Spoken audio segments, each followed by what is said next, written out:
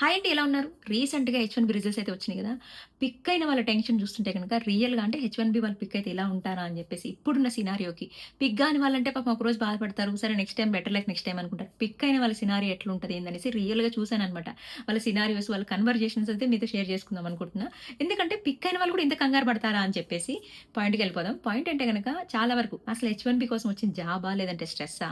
అంటే ఇది మన డ్రీమా? లేదంటే అసలు ఎలా ఫీల్ అవుతున్నారంటే గనక ఓ పక్క ఇష్టముంది. ఓ పక్క కష్టంగా ఫీలవుతున్నారు. ఎవరైతే ఇండియాలో జాబ్ చేస్తా ఉంటారో అంటే లైక్ మంచి జాబు, మంచి సాలరీ, మంచి ఫ్యామిలీ వచ్చుంటది గదా! వాళ్ళకి హెచ్-1బీ పిక్ అయ్యే ఈ టైంలో ఇంతకుముందు హెచ్-1బీ అంటే ఒక డ్రీమ్ ఉన్న వాళ్ళందరూ గూడా చాలా మంది డేర్ జేసేసి వచ్చేసారండి. ఇప్పుడు హెచ్-1బీ పిక్ అయ్యి దాని మీద రావాలంటే గనక ఎంతమంది ఎన్ని ఆలోచనలిస్తున్నారో మనందరం ఒక మిత్‌లో ఉంటామనమాట. అంటే హెచ్-1బీ సెలెక్ట్ అవ్వగానే లైఫ్ సెట్ అయిపోయింది అని చెప్పేసి. అలా కాదు. జస్ట్ ఇది ఒక ఎంట్రీ టికెట్ మాత్రమే. Survival starts from after coming to US అనమాట. ఇక్కడికొచ్చాకే రియల్ లైఫ్ స్టార్ట్ అవుతదనమాట. రియల్‌గా కంగారు పడుతున్నారనమాట హెచ్-1బీ వాళ్ళు అమెరికాకి రావడానికి. ఒకవేళ అయన్నీ వదిలేసి మంచి జాబు, ఫ్యామిలీ, సాలరీ అన్నీ వదిలేసి ఇక్కడికొచ్చామంటే ఆ జాబ్ గ్యారంటీగా ఉంటదా? లేదా? అనేది ఫస్ట్ క్వెషన్ అనమాట వాళ్ళ మైండ్‌లో. అదొక్క ప్రశ్న మైండ్‌లో ఎలా ఉంటదంటే గనక, మనం ఇక్కడ మంచి పొజిషన్‌లో ఉన్నాం. ఒకవేళ మనీ ఎక్కువ సేవ్ చేయకపోవచ్చు. యాజ్ యూజువల్ ఫ్యామిలీ రన్ అవుతుంది. మంచి జాబు, సాలరీ వస్తుంది. ఫ్యామిలీకి దగ్గరగా ఉన్నాం. అంతా బావుంటాయి. లోన్స్ యాజ్ యూజువల్ అన్నీ జరుగుతున్నాయి. మనం ఏంటంటే హెచ్-1బీ సెలెక్ట్ అయిపోగానే ఇంక లైఫ్ సెట్ అయిపోయిందనుకుంటాం. అది బిగ్గెస్ట్ మిస్టేక్ అనమాట. రియాలిటీకొస్తే ఏం జరుగుతుందంటే గనక, మనకి హెచ్-1బీ సెలెక్ట్ అవుతది. వీసా వస్తది. కానీ ప్రాజెక్ట్ ఉంటేనే జాబ్ ఇక్కడ. కన్సల్టెన్సీతో ట్రస్ట్ ఇష్యూస్ చాలా వస్తాయన్నమాట. మనకి ప్రాజెక్ట్ లేకపోతే మనం బెంచ్ మీద ఉన్నట్టే కదా! బెంచ్ మీద ఉంటే సాలరీ రిస్కే కదా! మనకేంటంటే పెద్ద ఫియర్ ఏంటంటే వీసా ఉంది. కానీ జాబ్ గ్యారంటీ లేదు. జాబ్ గూడా లేదు. అదే బిగ్గెస్ట్ ఫియర్ ఇక్కడ. ఇది ఒకరికో ఇద్దరికి కాదు. హెచ్-1బీ వాళ్ళు సెలెక్ట్ అయిన వాళ్ళందరికి ఉండే టెన్షన్ అనమాట. రియల్‌గా జాబ్ చేస్తూ మంచిగా ఒక పొజిషన్‌లో ఉండి హెచ్-1బీ సెలెక్ట్ అయితే గనక వాళ్ళు ఇలా థింక్ చేస్తారు. ఆబ్వియస్లీ ఎందుకంటే నా సర్కిల్‌లో కూడా చాలామంది ఇలా థింక్ చేస్తూ రావాలా? వద్దా? వస్తే ఇలా ఉంటదా? అలా ఉంటదా? మస్తు కన్వర్జేషన్స్ జరుగుతాయన్నమాట వాళ్ళ మధ్య. మనం అందరం అనుకుంటాం హెచ్-1బీ అంటే మనకి టెన్షనే అని చెప్పేసి. బట్ రియాలిటీ ఏంటంటే మనతో పాటు ఎంప్లాయర్ గూడా చాలా భయం ఉంటదనమాట. ఎందుకంటే హెచ్-1బీ ఫైలింగ్ దగ్గర నుంచి చూడండి చాలా కాస్ట్ అవుతదనమాట వాళ్ళకి. చాలా అంటే తక్కువలో తక్కువైనా అయితది గదా! తర్వాతేంటి హెచ్-1బీ లాటరీ పిక్ అయితదా లేదా? అదో టెన్షన్ అనమాట. పిక్ అయిన తర్వాత యూఎస్ఏఎస్‌సీ నుంచి ఏదైనా డిలే వస్తదా లేదా అని చెప్పేసి. అసలు ఫైనల్‌గా ఈ క్లయింట్ అనేది ప్రాజెక్ట్ కన్ఫర్మ్ చేస్తారా లేదా? అదొక టెన్షన్. ఇవన్నీ పక్కన పెడితే వాళ్ళ మైండ్ సెట్‌లో ఎట్లుంటదంటే గనక మనం ఇంత ఇన్వెస్ట్ చేస్తున్నాం కదా!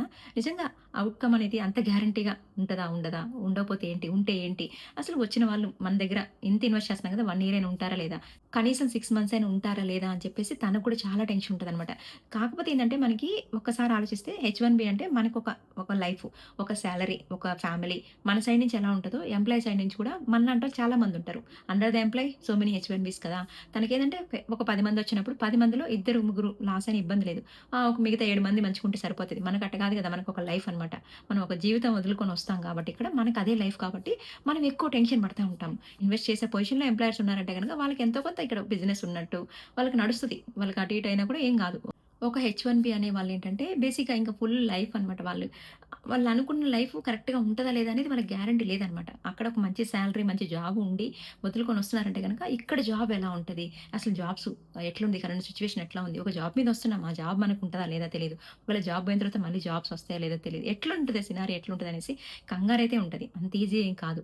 వాళ్ళ రియల్ స్ట్రగుల్స్ వాళ్ళకుంటాయనమాట. ప్రాక్టికల్‌గా చెప్పాలంటే గనక ఒక ఎంప్లాయర్‌కి ఒక బిజినెస్ అండర్‌స్టాండింగ్ అనమాట. అంటే ఎంతో కొంత ప్రాఫిట్ లేనిదే ఒక ఎంప్లాయరు ఇన్వెస్ట్ చేసి లైక్ స్పాన్సర్‌షిప్ ఇచ్చి ఒక ఎంప్లాయిని ఇక్కడ తీసుకురాడు కదా! మొత్తం నేనే అని చెప్పి రెస్పాన్సిబిలిటీస్ ఇచ్చి ఆ ఎంప్లాయీ ఏం చేసినా కూడా ఆ ఎంప్లాయర్‌కే ప్రాబ్లమ్ ఇక్కడ. సో, అంత రిస్క్ ఎందుకు పడతారు? సో, ఇదంతా కూడా ఒక బిజినెస్ అండర్‌స్టాండింగ్. ఎంతో కొంత ప్రాఫిట్ అయితే ఉంటది కదా! ఎంతో కొంత కాదు. అది ఎట్లుంటది బేస్డ్ ఆన్ ఆ బిజినెస్ అండర్‌స్టాండింగ్, బేస్డ్ ఆన్ ఆ జాబ్ రోలు, బేస్డ్ ఆన్ వాళ్ళు ప్రొవైడ్ చేసే సాలరీని బట్టి కూడా ఉంటది వాళ్ళకి అండర్‌స్టాండింగ్. ఇదంతా కూడా ఒక ఇన్‌సైడ్ జరిగేది ఒక స్టోరీ అనమాట ఇదంతా. మనకేంటంటే పైన స్టెప్స్ మాత్రమే తెలుసు. ఎంప్లాయర్ ఇన్వెస్ట్ చేస్తాడు. 100కి గవర్నమెంట్‌కి కడతాడు. ఎంప్లాయీని తీసుకొస్తాడు. ఆ జాబ్ రన్ చేపిస్తాడు. అట్లా వాళ్ళకి ఎంత సాలరీ వస్తది? ఆ సాలరీలో ఎంప్లాయర్‌కి ఎంతుంటది? ఏంటనేది కూడా ఇదంతా ఒక స్టోరీ అనమాట. సో, ఎంప్లాయిడ్ సైడ్ టెన్షన్ అట్లా ఉంటే గనక హెచ్-1బీ వాళ్ళ టెన్షన్ కూడా అలాగే ఉంటది. కాకపోతే ఇదేంటంటే హెచ్-1బీ వాళ్ళు మాట్లాడుతున్నప్పుడు వాళ్ళ కన్వర్జేషన్ ఒక మెయిన్ పాయింట్ అయితే విన్నాననమాట. వాళ్ళేమన్నారంటే, "అంతా బావుంది. నాకు అమెరికాలో జాబ్ ఉంది. హెచ్-1బీ పిక్ అయింది. ఒకవేళ బాగుంటే గనక అక్టోబర్‌లో వస్తాను. వచ్చిన తర్వాత 3, 4 నెలలకి ప్రాజెక్ట్ ఉండదు. ప్రాజెక్ట్ ఉండకపోతే మనకి జాబ్ ఉండదు గదా! జాబ్ ఉండకపోతే గనక మన సినారియో ఎలా ఉంటది? అంటే మన సిట్యుయేషన్ ఎలా ఉంటది? మొత్తం మన మీదే ఫ్యామిలీ ఆధారపడి ఉంటది. పిల్లల స్కూలింగ్ గాని, స్పౌజ్ అడ్జస్ట్‌మెంట్స్ గాని, పేరెంట్స్ ఎక్స్‌పెక్టేషన్స్ గాని, లోన్‌లు గాని మొత్తం గూడా మనకి మొత్తానికి ఈ సాలరీ మీదే రన్ అవ్వాలి. ఈ సాలరీ మీద రన్ అవ్వాలంటే ఇక్కడ జాబ్ లేకపోతే సాలరీ ఎలా వస్తది? వాళ్ళేంటంటే డైరెక్ట్‌గా ఫ్యామిలీకి పెద్దవాళ్ళే గాబట్టి, మేము బాధలో ఉన్నా అని చెప్పి వాళ్ళ ఇంటికి ఫోను చేసి చెప్పలేరనమాట. వాళ్ళు ఇక్కడ బాధపడుతున్నారంటే వాళ్ళక్కడ బాధపడతారు. సో, ఎలా ఉంటదంటే గనక పైకి పేరు హెచ్-1బీ డాలర్లు సంపాదిస్తారు. $5,000 $6,000 ఫైనల్‌గా లోపల ఇన్‌సైడ్ ఎన్ని స్ట్రగుల్స్ ఉంటాయనేది ఒక హెచ్-1బీ వాళ్ళకి మాత్రమే తెలుసు. సో, నేను వెనకేసుకు రావట్లేదు. కాకపోతే రియల్‌గా వాళ్ళ సిట్యుయేషన్ ఇలా ఉంటదని చెప్తున్నాను. మనందరం ఒక మిత్‌లో ఉంటామనమాట. అంటే హెచ్-1బీ సెలెక్ట్ అవ్వగానే లైఫ్ సెట్ అయిపోయింది అని చెప్పేసి. అలా కాదు. జస్ట్ ఇది ఒక ఎంట్రీ టికెట్ మాత్రమే. Survival starts from after coming to US అనమాట. ఇక్కడికొచ్చాకే రియల్ లైఫ్ స్టార్ట్ అవుతదనమాట. మనం ఎంట్రీతోని సక్సెస్ కాదనమాట. అంటే వీసాతోనే మనం సక్సెస్ కాదు. ఇక్కడ స్టెబిలిటీ అనేది చాలా ఇంపార్టెంట్ అనమాట. దాంతోనే మనకు సక్సెస్ వస్తది. సో, చాలా వరకు వీళ్ళేం మాట్లాడుకున్నారంటే గనక ఏం చేయాలి? అసలెలా ఉండాలంటే గనక వీళ్ళ మాటల్లో కన్వర్జేషన్ నాకేమనిపించిందంటే అది అందరికీ తెలుసు. స్కిల్ అనేది చాలా స్ట్రాంగ్‌గా ఉండాలి. అండ్ సేవింగ్ అనేది అంటే మనం ఈ మంత్‌లో వచ్చాం. ఈ మంత్ సాలరీతోనే మన జీవితాలు నడిచిపోవాలంటే గనక కష్టం. సేవింగ్ అనేది చాలా ఇంపార్టెంటు. మినిమమ్ 3-6 మంత్స్ సేవింగ్ అనేది కావాలి. అండ్ కన్సల్టెన్సీస్‌ని బ్లైండ్‌గా నమ్మొద్దు అని చెప్పేసి. డైరెక్ట్ కంపెనీస్ ఏదైనా ఉంటే ట్రై చేయండి అని చెప్పేసి. మెయిన్ ఏంటంటే H1B is not luck game. It's a preparation game అని చెప్పేసి. మొత్తం అర్థమైపోయింది. ఇంతకుముందు లక్కు ఇదంతా బయటేయండి. ఇప్పుడంతా కూడా మొత్తం స్కిల్ బేస్డ్. స్ట్రాంగ్‌గా స్కిల్ ఉందా? లేదా? అనేది మాత్రం చాలా ఇంపార్టెంట్. అండ్ మన ప్రిపరేషన్ గేమ్ అనేసి. మనం ఎంతవరకు ప్రిపేర్ అవుతున్నాం? ఈ ఏఐ వచ్చిన తర్వాత జాబ్ సినారియో ఎట్లుందో చూసే కదా! మొన్నటికి మొన్న 30,000 మందిని తీసేసింది ఒక కంపెనీ. అంటే ఏ రోజుకి ఎలా ఉంటది? అంటే జాబ్ గ్యారంటీ లేదు అని చెప్పేసి. కాంట్రాక్ట్‌లో ఉండే వాళ్ళకైతే అస్సలు లేదింకా. వాళ్ళు సడెన్‌గా తీసేయొచ్చు. వాళ్ళకసలు ఇంకా మెయిన్ కంపెనీ అయినా కూడా ఒక 2 నెలల ముందర సాలరీ ఇచ్చి మనల్ని తీసేయడానికి ఆప్షన్ ఉంది. కొన్ని కాంట్రాక్ట్ బేస్డ్‌లో అయితే గనక అసలు మనకి వెంటనే ఒక మెయిల్‌తో అయిపోతది మన జాబ్ క్లోజ్ అక్కడ. సో, నెక్స్ట్ జాబ్ ఎలా ఎతుక్కోవాలి ఏంటనేది గూడా మనం దాని నుంచి కోలుకోవడానికి చాలా టైం పడతదనమాట. మనం డ్రీమ్ కోసం రిస్క్ చేయడంలో తప్పు లేదు. కానీ బ్లైండ్‌గా వెళ్ళడం అనేది చాలా డేంజర్ అనమాట. ఒకప్పుడంటే యూఎస్ రావాలి అంటే గనక యూఎస్‌ఆ అనేవాళ్ళు. ఇప్పుడు అలా ఏం లేదు. యూఎస్‌ఏనా? అవునా! యూఎస్‌కెళ్ళొచ్చారా? అంతే. క్యాజువల్ అయిపోయింది. యూఎస్‌కి రావడం ఈజీ అనమాట. బట్ ఇక్కడ స్టే అవ్వడం అనేది ఛాలెంజ్ అనమాట అది. ఏదో ఒక రకంగా యూఎస్‌కొచ్చేస్తున్నారు. కానీ ఇక్కడ ఎంత వరకు స్టే అవుతున్నారు? ఎలా స్టేబుల్‌గా ఉంటున్నారు? దాన్ని ఎలా మెయింటైన్ చేస్తున్నారనేది చాలా ఇంపార్టెంట్. అది పెద్ద ఛాలెంజ్ అయిపోయిందనమాట. స్టే అవ్వడం ఎందుకు అంత ఛాలెంజ్ అంటున్నానంటే గనక, ఒకప్పుడు సిట్యుయేషన్ వేరు. ఇప్పుడు సిట్యుయేషన్ చూస్తున్నారు గదా! తుమ్మిన దగ్గిన గూడా వీడియోలు పెట్టేస్తున్నారు, వైరల్ జేసేస్తున్నారు. కొన్ని ఓకే.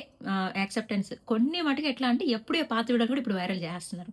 ఇలా అని జెప్పేసి. వాళ్ళకేంటంటే వాళ్ళ ఎగ్జిస్టెన్స్ ఎక్కడ మిస్ అవుతారని జెప్పేసి, ఎక్కడోళ్ళు అక్కడ ఎళ్ళిపోండి. మాకు జాబులు మాకు కావాలి. మా జాబులు గూడా మీరు రీప్లేస్ చేస్తున్నారు అని చెప్పేసి. ఎందుకంటే మోస్ట్ ప్రాబబ్లీ హెచ్-1 మీద ఒక పెద్ద చర్చ నడుస్తుంది. ఇలాంటి టైంలో మంచి మంచి జాబ్ వదులుకొని వచ్చేవాళ్ళు కొంచెం కంగారుంటది. మన సిట్యుయేషన్ ఎలా ఉంటదక్కడ? ఇప్పుడు అక్కడ సిట్యుయేషన్ బాలేదు. హెచ్-1బీ గురించి ఇలా నడుస్తుంది. ఇలా ఉంటది. ఈ టైంలో మనం రావడం అవసరమా? లేదా? అని చెప్పి ఒక టెన్షన్ అయితే ఉంటది. కరెక్టే అది. సో, హెచ్-1బీ మీద ఎవరైతే పిక్ అయ్యి ఉంటారో వాళ్ళందరూ గూడా ఒక ప్లానింగ్ అయితే చేసుకోండి. ఎందుకంటే హెచ్-1బీ సెలెక్ట్ అవ్వగానే ఎంత హ్యాపీగా ఉంటదో అంతే కంగారుగా ఉండే వాళ్ళందరూ గూడా కరెక్ట్‌గా ప్లాన్ చేస్తే గనక అన్నీ సక్సెస్ అవుతాయి. అన్నీ ఈజీగా ఎళ్తాయి. ఒక ప్లానింగ్ అనేది ఉండాలి. ప్లానింగ్ ఉంటే కరెక్ట్‌గా చెప్పండి. 100% సక్సెస్ కాకపోయినా 90% అయితే సక్సెస్ అవుతది. 10% లైట్ తీసుకోండి. 90%లో మనకు ఒక సాటిస్ఫాక్షన్ అనేది ఉంటది కదా! వితౌట్ ప్లాన్ మనం ఇక్కడికొచ్చేసి జాబ్ ఉంటదో లేదో తెలీదు. ఆ జాబ్ మీద బేస్ చేసుకొని మన ఇండియాలో ఎక్స్‌పెన్సెస్ జరగాలంటే గనక అది మనం డేంజర్‌లో ఉన్నట్టే గనక. కరెక్ట్‌గా ప్లాన్ చేసుకోండి. ఇప్పుడు ఆల్రెడీ హెచ్-1బీ సెలెక్ట్ అవుతది. ఇంకా 3, 4 మంత్స్ టైం ఉంది. అక్టోబర్ దాకా టైం ఉంది. మనకి ఈ స్లాట్ బుకింగ్స్ అంతా టైం పడడానికి కూడా పడతది.